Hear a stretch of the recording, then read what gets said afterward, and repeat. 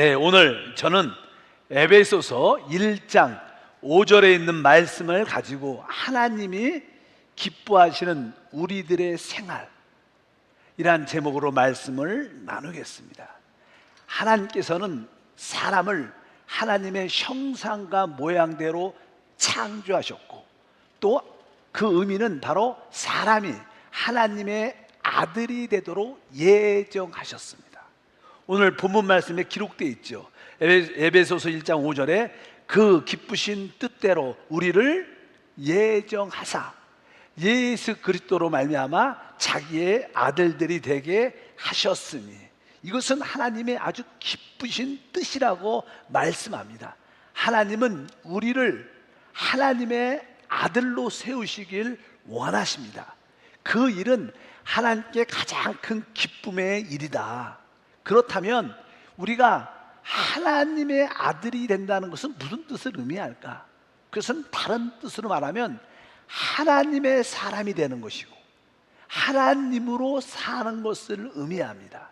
하나님의 아들이 된다는 것은 바로 하나님의 사람 혹은 하나님을 사는 것이라고 말씀을 드릴 수 있습니다.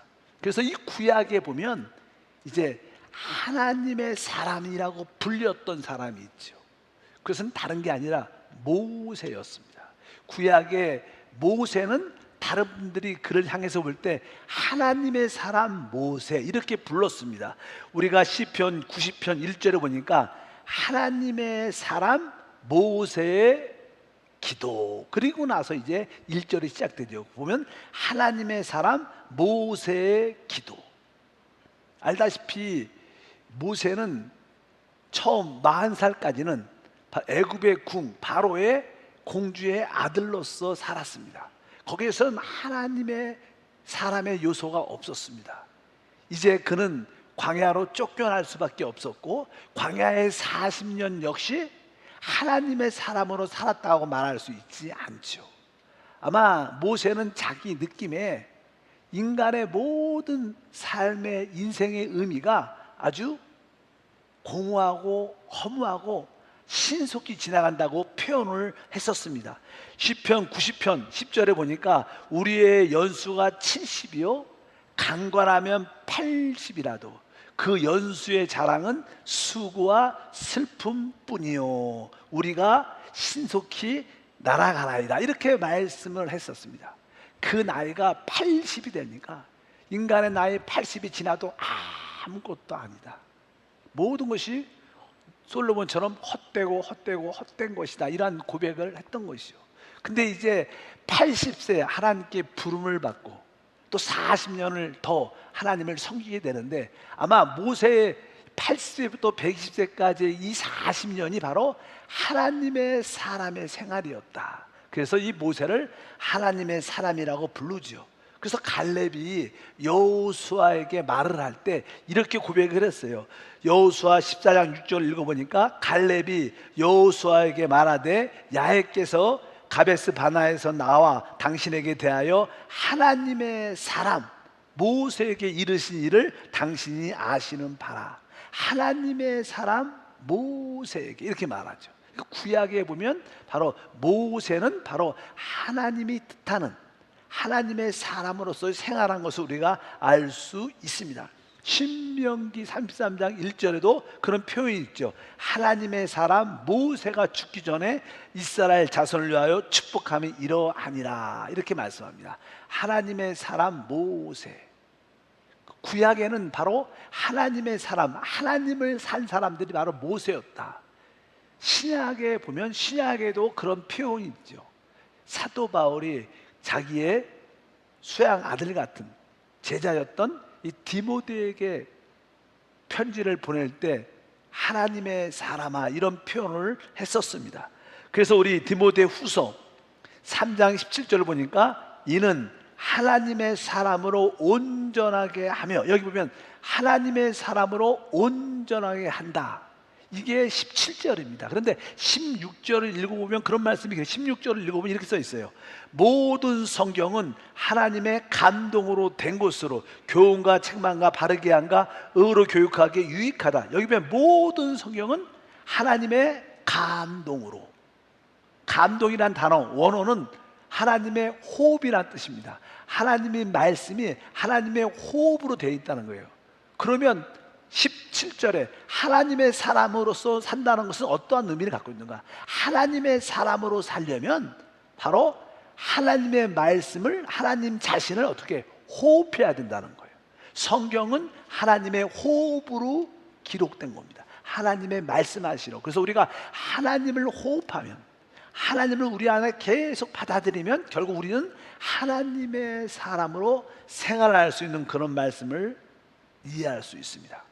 그러니까 여러분들이 하나님 말씀을 항상 어떻게 호흡하는 것처럼 그 말씀을 우리가 아멘하면서 먹어야 되는 거예요. 여러분 알다시피 오늘 묵상 말씀을 오늘 21일이죠. 7월 20일 오늘 말씀의 묵상은 계시록 20장 6절에 있는 말씀이에요. 한번 볼까요? 이 첫째 부활에 참여한 자들은 복이 있고 거룩하도다. 둘째 사망이 그들을 다스릴 권세가 없고 도리어 그들이 하나님과 그리스도의 제사장이 되어 천년 동안 그리스도와 더불어 왕노릇하리라. 여러분들이 아침에 일찍 일어나면 이 오늘의 묵상의 말씀을 아멘하면서 먹어야 돼요. 아멘하면서 호흡해야 됩니다.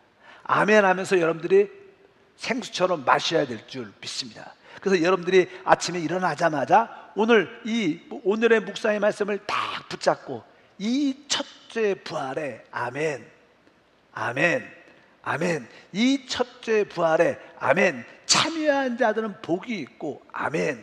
참여하는 자들은 복이 있고 아멘. 거룩하도다 아멘. 복이 있고 거룩하도다 아멘, 아멘, 아멘. 이렇게 하면서 여러분들이 이 말씀을 호흡해야 돼요.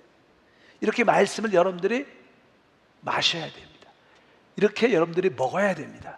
이렇게 아침에 한 10분 정도만 오늘의 묵상의 말씀을 10분 그 말씀을 갖고 먹고 호흡하고 마신다면 이 말씀이 우리 영 안에 들어가서 우리에게 영적인 축복과 은혜가 함께할 줄 믿습니다. 둘째 사망이 그들을 다스릴 권세가 없고 아멘. 둘째 사망이 둘째 사망. 사람은 육신적인 죽음을 갖죠. 그럼 둘째 사망은 뭡니까? 지옥불에 던져지는 것이 둘째 사망입니다. 바로 둘째 사망이 그들을 다스릴 권세가 없고 도리어 아멘.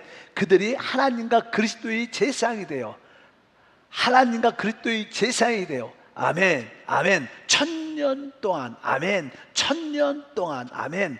그리스도와 더불어 왕노릇하리라. 그리스도와 더불어 아멘. 왕노릇하리라. 아멘, 아멘.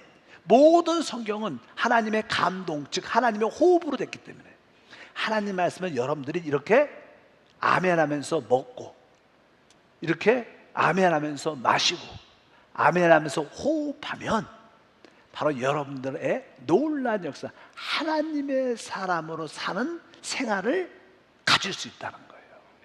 하나님의 사람으로 사는 것이 그렇게 어려운 게 아닙니다. 하나님을 사는 것이 그렇게 어려운 게 아닙니다. 바로 말씀이신 그리스도를, 성령이신 그리스도를 먹고 마시고 호흡할 때마다 우리는 처음에는 좀 어색해도 시간이 지나면 놀라운 생명의 역사가 함께할 줄 믿습니다. 그리고 나서 여러분들이 그 설명, 간단한 오늘의 묵상에 기록되어 있죠. 교회는 참된 그리스도인으로 구성되고 아멘.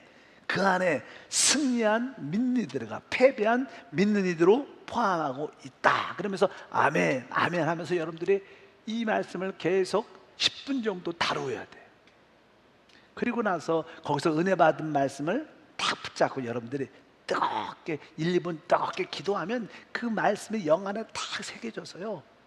종종 우리가 하루를 살아갈 때 지치고 힘들고 아주 낙심된 또 이렇게 짜증나는 그런 일 있을 때마다 다시 한번 영으로 돌이켜 첫째 부활에 참여하는 자가 복이 있고 거룩하다 아멘. 나는 첫째 부활에 참여합니다. 나는 하나님 앞에서 복이 있고 거룩한 자입니다. 그러면 다시 하나님 말씀을 돌이키면 그 짜증, 원망, 불평, 지침도 다 사라지고 우리 안에 다시 한번 새심이 생기는 거예요. 이것이 바로 하나님의 사람으로 사는 기본적인 비결이 되는 줄 믿습니다. 성경을 보게 되면 하나님의 사람으로 살았던 분이 있지요. 아까 모세도 이야기했지만 또 아까 디모데도 이야기했지만 진짜 하나님의 사람으로 하나님을 표현하고 하나님을 나타내신 분이 바로 우리 주 예수님이시죠. 그래서 우리 주 예수님이 어떻게 하나님을 살았는가, 한번 우리가 이 말씀을 통해서 우리가 도전도 받고 은혜도 받고 우리 생활을 해야 될 줄 믿습니다. 보통 이 마지막 시대에 대환란에 대한 이야기, 언제 휴거가 되는 이야기, 이런 이야기를 많이 들어요. 근데 여러분들이 오늘에 있는 말씀처럼 하나님의 사람으로 살면, 하나님을 살면 여러분들은 당연하게 휴거가 돼요. 당연하게 이기는 자가 돼요. 너무 그런 데에 꽂히지 말고 여러분들이 하나님의 사람으로 하나님을 사는 성도가 되기를 축복합니다. 그 본이 바로 우리 주 예수님이시죠. 주 예수님은 이 땅에 사셨을 때 보면 바로 30년 동안 바로 작은 도시에서, 작은 마을에서 가족과 함께, 또 3년 반 동안 공생애일 때도 대부분 제자들과 함께 했었습니다. 그래서 그 함께 할 때도 자신을 살지 않고 아버지를 살았다고 표현을 많이 해요. 우리가 요한복음 6장 57절 말씀을 읽어보면 살아계신 아버지께서 나를 보내심에 내가 아버지로 말미암아 사는 것 같이 나를 먹는 그 사람도 나로 말미암아 살리라. 그러니까 나오죠. 내가 아버지로 말미암아 살았다. 바로 내가 아버지로 말미암아 사는 것처럼 나를 먹는 사람도 나를 말미암아 살 것이다. 또한 유대인들에게 예수님은 이렇게 말씀했습니다. 5장 19절에 보니까 그러므로 예수께서 그들에게 이르시되 내가 진실로 진실로 너에게 이르노니 아들이 아버지께서 하시는 일을 보지 않고는 아무것도 스스로 할 수 없나니 아버지께서 행하시는 그것을 아들도 그와 같이 행하느니라. 이 의미는 다른 것이 아니라 예수님이 이 땅에 사람으로 오셨지만 결코 스스로 아무것도 하지 않았다는 거예요. 오직 아버지를 통해서 아버지가 하시는 일을 보고 그것을 했다는 거예요. 우리 예수님은 사람으로 이 땅에 오셨을 때 자기 스스로 무엇인가를 하지 않았습니다. 오직 아버지를 보고 아버지가 행하신 것을, 그 일을 행했다고 분명히 말씀하신 줄 믿습니다. 그러면서 요한복음 10장 30절에 아예 나와 아버지는 하나니라. 그러니까 예수님이 이 땅에 사람으로 오신 것은 바로 하나님을 살기 위해서, 하나님의 사람으로 살기 위해서 이 땅에 오신 줄 믿습니다. 그래서 그분도 자기의 어떠한 인격과 자기의 모습이 있었지만 그 모습은 다 제쳐두고 하나님을 사는 겁니다. 우리도 마찬가지입니다. 우리도 똑같은 사람으로 이 땅에 살고 있죠. 이 땅에서 우리는 나를 사는 게 아니라 하나님을 사는 겁니다. 하나님의 사람으로 사는 겁니다. 이것이 하나님의 가장 기쁘신 뜻이에요. 여러분 모두가 하나님을 기쁘게 하고 싶은 마음이 많죠. 근데 그 방법을 잘 모르지만 오늘 분명히 하나님이 가장 기뻐하는 것은 바로 우리가 하나님을 사는 것이구나, 하나님의 사람으로 사는 것이 하나님이 가장 기뻐하는 것이다. 여러분 뭐 이해가 될런지 안 될런지 모르겠지만 가정에서 그냥 결혼하게 되면 남편과 아내가 있어요. 근데 보통 요즘에는 이제 남편들이 아내를 기쁘게 하려고 하는 일들이 훨씬 많은 것 같아요. 그래서 막 육아도 도와주고 아이도 더 잘 보고, 항상 요즘 시대는 그런 것 같아요. 보통 일반적인 전에는 보통 이제 하는 아내들이 남편을 아주 기쁘게 하려는 그런 마음이 많아서 아주 남편을 위해서 많은 음식도 하고 또 여러 가지 집도 청소하고 남편이 좋아할 만한 많은 일을 했어요. 근데 그런 아내가 우리 남편이 이것을 좋아할 거야, 그 남편을 위해서 내가 열심히 일해야지, 열심히 집에서 많은 남편의 즐거움, 기쁨을 위해서 일을 많이 하는데 종종 남편의 입장에서, 여러분들도 한번 그렇게 생각해 보면 아내가 열심히 남편을 위해서 일한다고 하지만 정작 남편은 별로 안 좋아해. 그런 일도 많아요. 그렇지 않습니까? 우리가 볼 때, 저 부인은 열심히 남편의 기쁨을 위해서 한다 그러지만 남편의 얼굴을 보면 별로 이렇게 웃음도 별로 없고 속으로는 별로 나 그거 좋아하지도 않는데 별로 좋아, 이런 일도 많아요. 그러면 진짜 아내가 남편을 기쁘게 하는 게 무엇일까? 실제로 한번 생각을 해보면 이 아내가 그냥 남편과 가까이 가서 남편과 이렇게 대화를 하고 아주 좋은 대화를 하는데 자기의 이야기를 하지 않고 남편이 하는 이야기를 같이 따라해요. 이렇게 따라하고 남편이 어떤 이야기하면 난 그거 좋아하는데 난 당신 말이 맞다고 생각해. 이렇게 자꾸만 남편이 좋아하는 것, 남편이 말하는 것에 같이 동조하고 기뻐하고 함께 한다면 남편은 기분이 어떻게 할까요? 진짜 좋아요. 그러니까 그 아내는 자기의 생각과 자기의 뜻도 있겠지만 그 자기의 생각과 뜻을 다 버리고 남편의 뜻과 생각을 향해서 똑같이, 그러니까 이 아내는 누굴 사는 거예요? 남편을 사는 거예요. 그럴 때 남편이 진짜 기뻐할 수 있어요. 일을 많이 한다고 남편이 기뻐하는 것은 맞지 않아요.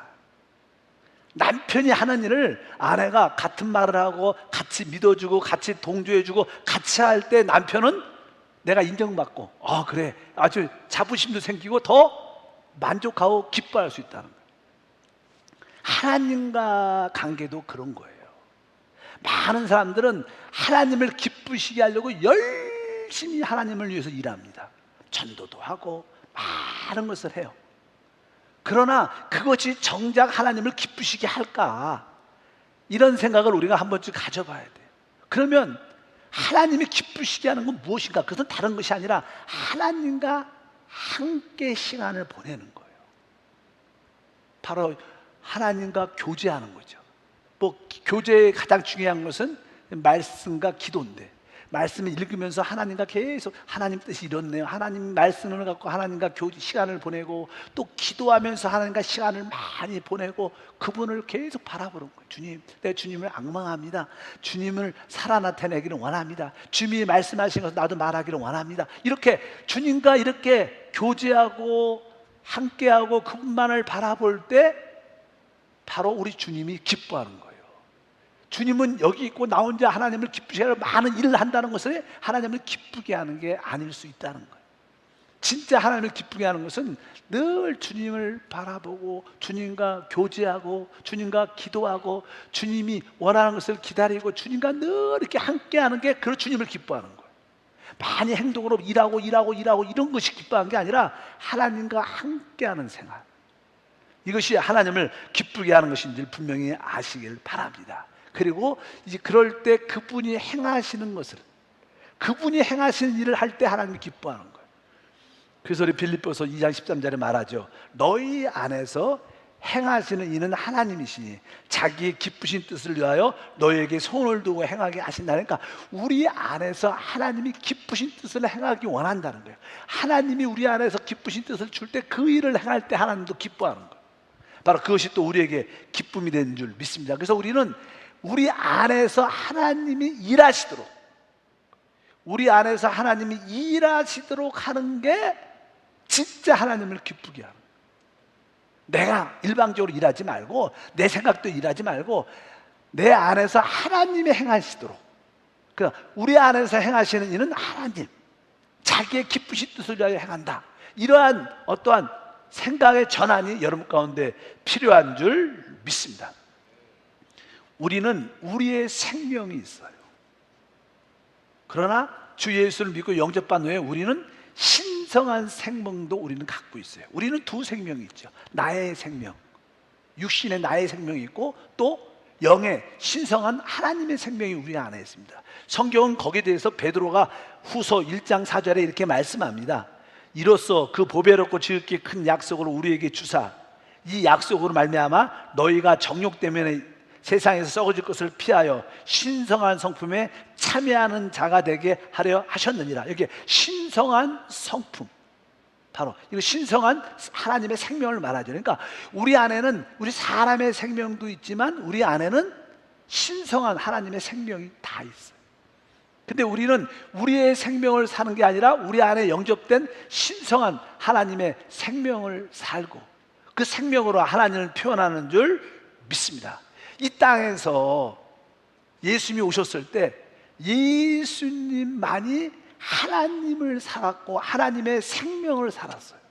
예수님에게도 자기의 생명이 있었지만 그 안에 계신 하나님의 생명을 살았습니다. 예수님이 이 땅에 사역할 때는 오직 그분만이 이 세상의 인류 가운데 한 사람만, 오직 주 예수만이 하나님의 살은 사람이에요. 근데 예수님이 죽으시고 부활하시고 나서 하나님의 생명을 우리에게 영생을 다 주셨어요.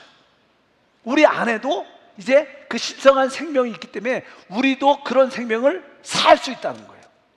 그 당시는 예수님만이 하나님을 살았지만 지금은 거듭난 모든 사람은 다 하나님을 살 수 있는 그러한 은혜와 능력이 있어요.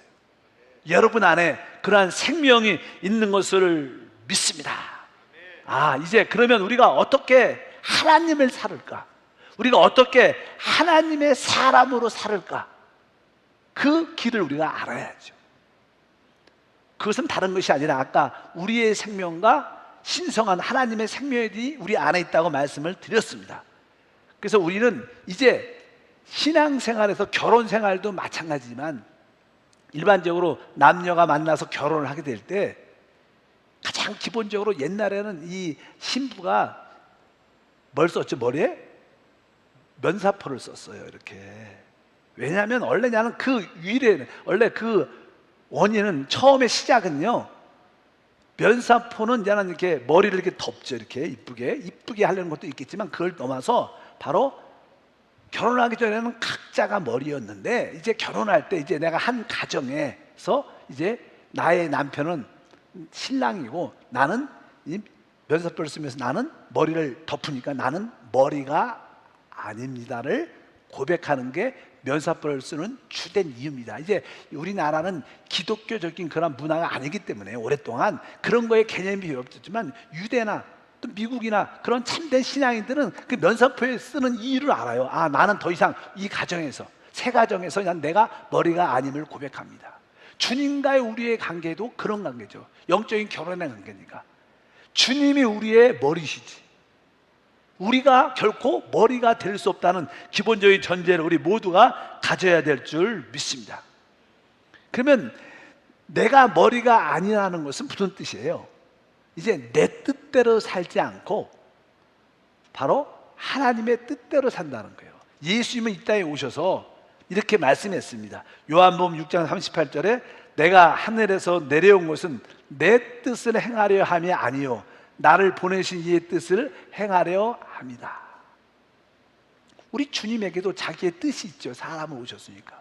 그러나 그 안에 하나님의 생명도 있으셨기 때문에 바로 나는 내 뜻을 행하러 온 게 아니라 바로 나를 보내신 아버지의 뜻을 행하러 오셨다. 그래서 우리가 진짜 하나님을 살려면 주님이 나의 머리시다. 주님이 나의 머리시다. 나는 주님 오시는 그날까지 항상 내 머리는 덮여져 있어야 된다. 이러한 기본적인 이해가 있어야 됩니다. 그렇다면 이 내 머리가 덮여져 있다, 내가 머리가 아니다는 뜻은 무슨 뜻입니까? 보통 우리는 우리 자신을 그냥 자라고 말하죠. 그래서 성경에는 신약 성경에는 자기를 부인하라고 말해요. 자기를 부인해라. 이것이 내가 머리가 아님을 고백합니다. 이런 뜻입니다. 자아를 부인하는 뜻은 내가 머리가 아니라 나의 머리는 내 안에 계신 주님이십니다. 그러면 자아를 부인한다, 자기를 부인한다는 뜻이 무슨 뜻일까? 쉽게 말하면 내 뜻과 내 영광을 포기하는 거죠. 버리는 거예요. 자아를 버린다는 것은 내 뜻을 버리는 거예요. 내 영광을 버리는 거예요. 그러니까 여러분들 자아를 부인한다는 게 무슨 뜻입니까? 이렇게 물으면 뭐라 그래요? 내 뜻과 내 영광을 내려놓는 거, 버리는 것입니다.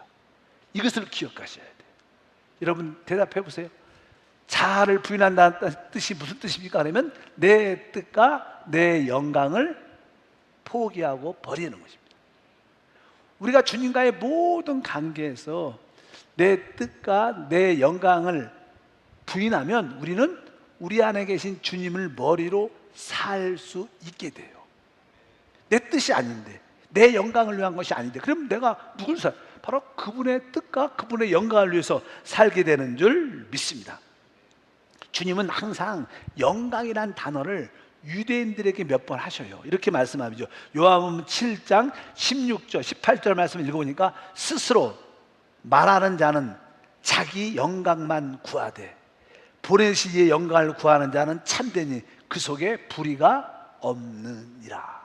이렇게 말씀합니다. 그러니까 스스로 말하는 자는 자기의 영광을 구하죠. 대부분 사람들은 자기의 영광을 구하죠. 그러나 오늘 말씀에 보내신 이의 영광을 구하는 자는 참되다 이렇게 말합니다. 그러니까 주님은 그런 영광에 대한 이야기를 많이 하셨어요. 그러니까 주님은 내 뜻과 자기의 영광을 그분은 구하지 않았어요. 그분은 자아를 부인했고 그 결과 항상 아버지 하나님이 그분의 머리가 되시고 그분의 뜻을 이루어낸 줄 믿습니다. 그러니까 나의 뜻과 나의 영광을 내려놓는 것이 자아를 부인하는 것이고 이것이 될 때 하나님을 살게 돼요. 이것이 될 때 하나님의 사람으로 살게 된다는 거예요. 근데 막상 이제 답을 탁 주니까 맞아. 내 뜻과 내 영광을 구하지 않아야지. 이렇게 답을 알고 이제 막상 이제 모든 일에 대해서 내 뜻을 구하지 않고 내 영광을 구하지 않으려고 실행을 하려고 그러면 이게 안 되는 거예요. 잘 안 돼. 여러분들이 무엇을 이렇게 나는 너무 내 뜻을 주장하는구나. 나는 너무 내 이름, 내 자랑, 내 영광을 위해서 자꾸만 하는구나. 이것을 내가 자기가 스스로 보게 돼요. 여러분들이 막상 그것을 내 뜻과 내 영광을 딱 버리려고 그러면 버려지지 않는 정말 악고 없는 늘 내 뜻과 내 영광에 꽉 붙잡혀 있는 내 자신을 실제로 보게 돼요. 보통 사람들은 이런 생각 자체도 없어요. 그러나 여러분들은 나름대로 하나님의 사람으로 하나님을 살기 위해서 여러분들이 작정하고 주님을 추구하는 사람이기 때문에 하나님 나는 머리가 아닙니다. 주님이 나의 머리입니다. 난 내 자아를 부인합니다. 이제 내 뜻과 내 영광을 구하지 않습니다. 난 버리겠습니다. 막 버리려고 하면 버려지지 않는 그것을 놓지 못하는 우리 자신을 많이 발견하게 됩니다. 그래서 우리 주님은 항상 그래서 이러한 고백 내 뜻, 내 영광을 난 구하지 않는다 이런 말을 만나는 자들에게 유대인들이 어떤 이야기를 할 때마다 이런 말을 반복해서 하셔요. 계속 그것을 이렇게 늘 인식했다는 뜻이에요. 우리 주님은 이렇게 말씀하셨어요. 요한복음 5장 3절을 보면 내가 아무것도 스스로 할 수 없노라 듣는 대로 심판하노니 나는 나의 뜻대로 하지 아니하고 나를 보내신 이의 뜻대로 하려 함으로 내 심판은 의로우니라. 이렇게 계속 이런 말씀을 자꾸만 하시니까 나는 나의 뜻대로 하려 하지 않고 나를 보내신 이의 뜻대로 하려 함으로 내 심판은 의롭다. 나는 스스로 아무것도 하지 않는다. 이렇게 말씀하면서 또 요한복음 6장 38절과 7장 18절 보니까 내가 하늘에서 내려온 것은 내 뜻을 행하려 함이 아니요 나를 보내신 이의 뜻을 행하려 함이라. 스스로 말하는 자는 자기 영광만 구하되 보내신 이의 영광을 구하는 자는 참되니 그 속에 불의가 없느니라. 이런 말씀을 계속 하시는 거예요. 왜? 그분은 이 땅에 사시는 의미를 알았죠. 우리는 그런 인식이 부족합니다. 그래서 여러분들은 순간순간 맞다. 나도 이 땅에 나의 뜻을 구하는 게 아니라 나를 보내신 아버지의 뜻을 행하러 왔다. 나는 나의 영광을 구하지 않고 아버지의 영광을 위해서 나타내기 위해서 나는 이 땅에 산다. 이런 고백을 여러분들이 자꾸만 해봐야 돼요. 그래야지 여러분들은 하나님을 살게 돼요. 그래야지 여러분들은 하나님의 사람으로 살게 되는 줄 믿습니다. 아멘을 안 하니까 어쩌든지 아멘을 열심히 하시고 진짜 이런 말씀을 잠깐만 또 읽어봐야 돼. 나는 나의 뜻이 아니라 아버지의 뜻을 행하러 왔다. 주님은 계속 이렇게 말씀하시죠. 우리가 막상 나의 뜻과 나의 영광을 버리려고 그러면 버려지지 않는 그것을 나도 모르게 그만큼 꽉 붙잡고 있는 내 자신을 보게 된다. 어떻게 우리가 이 내 뜻을 내 영광을 버릴 수 있을까? 그것은 우리 스스로 버릴 수 있지 않아요. 우리의 능력과 우리의 신과 우리의 결단으로 버려지지 않습니다. 오직 주님으로 말미암아 버릴 수 있어요. 근데 우리 주님이 누구신가? 그분은 바로 보혜사 성령으로 우리와 함께 하신 분이에요. 우리가 성령을 부활의 영이라고 말해요. 그분이 성령은 죽음을 통과하고 우리에게 부활의 성령으로 오셨다는 뜻입니다. 그러니까 내 뜻, 내 영광을 죽일 수 있는 것은 우리 힘이 아니에요. 바로 부활의 주님, 부활의 성령인 줄 믿습니다. 그래서 우리가 오직 성령을 생각해야 됩니다. 오직 성령으로 충만해야 됩니다. 그래서 늘 우리가 고백하잖아요. 마지막 아담은 살려주는 영이다. 주는 영이시니 주의 영이 있는 곳에 자유함이 있다. 주 합한 자는 한 영이다. 성령을 따라 행하라. 그 영을 따라 행하는 우리에게 율법의 요구가 이루어지게 한다. 오직 성령의 충만을 받으라. 성령을 소멸하지 말고 성령을 근심하게 하지 말라. 계속 성령, 왜? 그 영이 부활의 영이고 그 영만이 우리로 하여금 내 뜻을 내려놓게 하여 내 영광을 구하지 않게 하는 돕는 분이 오직 성령밖에 없는 줄 믿습니다. 그래서 여러분들이 영으로 돌이킨다는 이런 것은, 생각을 영 안에 두고 영으로 돌이킬 수 있다는 그것은 놀라운 축복의 비결이에요. 여러분들이 영으로 돌이킬 때 내 뜻을 내려놓을 수 있게 되고, 바로 우리 내 영광 구하는 것을 내려놓을 수 있게 돼요. 그럴 때 우리는 자연스럽게 누구를? 하나님을 살죠. 하나님의 사람으로 살게 되는 우리 모두가 될 줄 믿습니다. 부활의 주님만이 바로 나의 뜻과 나의 영광을 구하는 것에서 우리를 벗어나게 할 수 있어요. 바로 부활의 성령만이 그것을 행할 수 있는 줄 믿습니다. 그러기 위해서 우리는 먼저 부활의 주님이니까 우리는 먼저 십자가에서 이렇게 먼저 죽음을 체험해야 되죠. 우리를 죽게 할 수 있는 힘도 성령 안에, 성령으로 충만하면 기쁨으로 죽을 수 있는 마음이 있어요. 기쁨으로. 우리가 성령 충만하지 않으면 원망, 불평, 억울하고 안타깝고 막 노여움이 있고 막 그래서 안 돼요. 그런데 성령이 충만하면 용서할 수 있고 품을 수 있고 이해할 수 있고 포기할 수 있는 그런 죽음의 역사를 갖게 되는 줄 믿습니다. 그래서 우리 주님의 사역에서 최고의 절정기가 있죠. 절정기. 그때 많은 헬라에서 사람들이 와서 우리 주님을 왕으로 삼으려고 그럴 때 요한복음 12장에 주님이 말씀하시죠. 무엇을 말씀하셔? 바로 한 알의 밀알이 땅에 떨어져 죽으면 많은 열매를 맺는다. 그래서 우리 주님은 최고의 절정 사역에서 죽은 나사로도 살리고 놀라운 기적을 행했죠. 많은 사람들이 막 주님을 왕으로 추대하려고 막 여기저기서 데리고 가려고 많이. 요즘에도 대선 하잖아요. 그러니까 대선 후보자들이 나오면 많은 또 국회의원들이 많은 또 사람들이 어떤 사람에게 붙어갖고 막 추정해갖고 당신이 이번에는 대통령이 되셔야 됩니다. 이렇게 막 사람들이 어떤 진짜 대선 주자들을 따라다니잖아요. 그때도 막 예수님을 왕으로 세우려는 그런 많은 바람이 있었어요. 근데 우리 주님은 그 모든 것을 다 피하시고 그들을 향해서 나는 하나님의 밀알로 죽으러 왔다고 말. 왜? 그 죽어야 뭐가 부활의 영광이 있는 거예요. 여러분들이 성령 안에서 기쁨으로 죽을 수 있기를 축복합니다. 아까 내가 머리가 아니다는 것은 내 자신을 부인하는 것이고, 자기를 부인한다는 것은 내 뜻과 내 영광을 구하지 않는 겁니다. 한번 따라할까요? 나는 내 뜻과 내 영광을 구하지 않습니다. 아멘. 이런 말씀들이 있게 되면 여러분 가정에서 내 뜻과 내 영광을 구하지 않으면 그 가정에 행복이 있어요. 그 가정에 진짜 평강과 위로가 있어요. 서로의 모든 가족들이 전부들 가족이 있지만 남편은 남편의 뜻, 아내는 아내의 뜻, 남편은 자기의 영광, 아이들은 자기의 뜻, 자기의 영광을 구하고 충돌이 있죠. 다 집이 힘들어.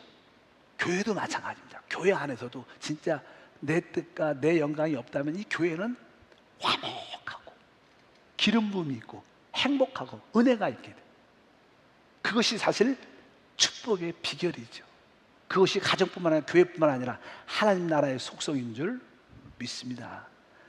이제 우리 주님이 이제 십자가의 죽음에 대한, 왜? 부활을 해야지 그것이 이루어지니까. 또 주님은 이 땅에서 이제 그 안에 하나님의 뭐가 있어요? 생명이 있으셨죠. 하나님이 그 안에 사시니까 하나님이 이렇게 어떻게 해요? 흘러나와야 돼요. 근데 그분도 뭘 갖고 있어요? 육신을 갖고 있어요. 육신을. 그러니까 하나님이 흘러나오지 못하는 거 어떻게 해요? 그 육신이 깨어져야 돼. 그것이 뭐예요? 바로 십자가의 죽음이죠. 십자가에서 그의 몸이 깨어질 때, 죽을 때 바로 혼 안에 갇혀있는, 육신 안에 갇혀있는 그 하나님의 생명이 흘러나와 우리에게도 주신 축복이 함께할 줄 믿습니다. 그래서 주님은 십자가에 죽기 전에 이렇게 말을 했어요. 누가복음 12장 50절에 보니까 나는 받을 침례가 있으니 그것이 이루어지기까지 나의 답답함이 어떡하겠는가. 그러니까 하나님이 예수님의 육신 안에 갇혀 있는 거죠.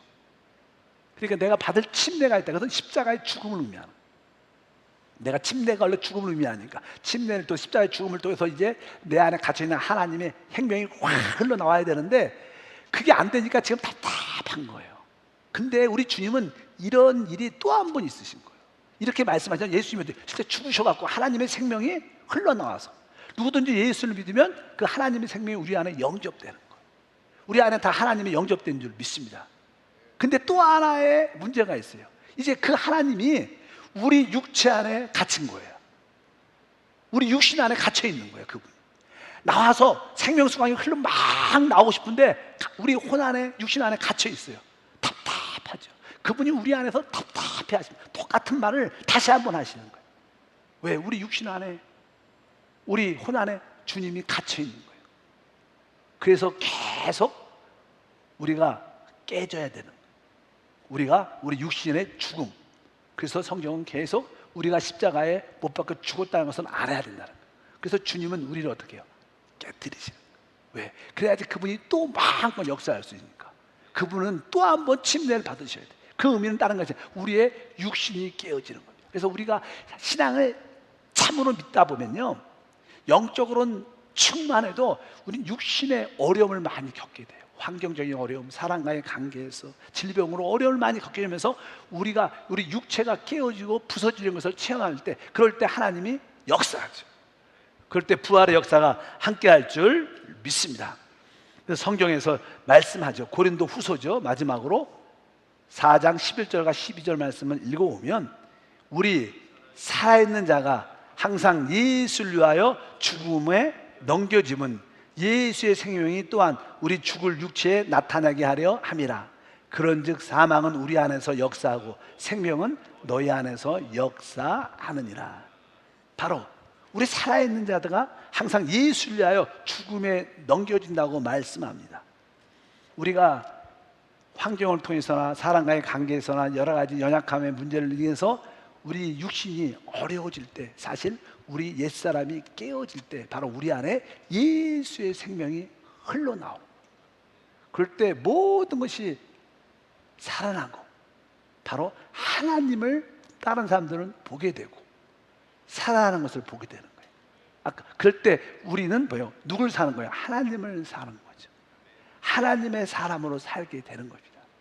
그래서 우리 육신이 깨어지는, 육신을 죽음에 넘기는, 이것이 다른 말로 오늘 공부했던 뭐예요? 내 뜻을 십자가에 넘기고 내 영광을 십자가에 딱 넘길 때 바로 예수의 생명이 흘러나와 우리는 하나님을 살게 되고 우리는 하나님의 사람으로 살게 되는 줄 믿습니다. 이것을 하나님이 가장 기뻐하시는 거예요.